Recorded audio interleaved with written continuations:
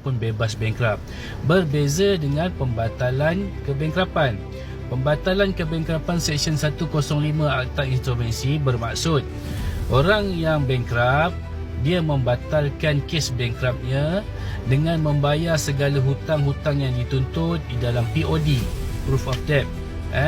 Contoh hutang bank A 100,000, bank B 100,000, bank C 100,000, 300,000. Jadi bila dia nak batalkan kes kebankrapan dia kena bayar kepada insolvensi segala hutang tersebut. Jadi dia kena buatlah pengurangan, mohon daripada bank A, bank C mohon pengurangan sebab nak bayar penuh.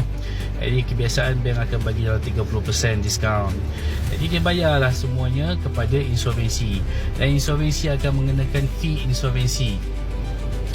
Fee insolvensi biasanya dalam lebih kurang lah 12%, apa pun tertakluk kepada pegawai yang buat kiraan tersebut kena bayar fee insolvensi. Dan kemudiannya dia kena bawa surat daripada insolvensi bahawa bayaran telah dijelaskan kepada mahkamah. Yang ini biasanya part lawyer lah, lawyer akan ambil tindakan. So kena bayar upah lawyer lah.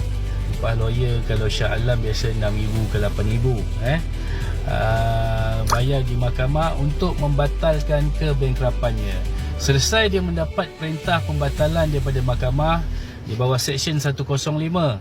Jadi pada tarikh tersebut dia terus boleh menjadi rakyat biasa yang telah dibatalkan kebankrapan.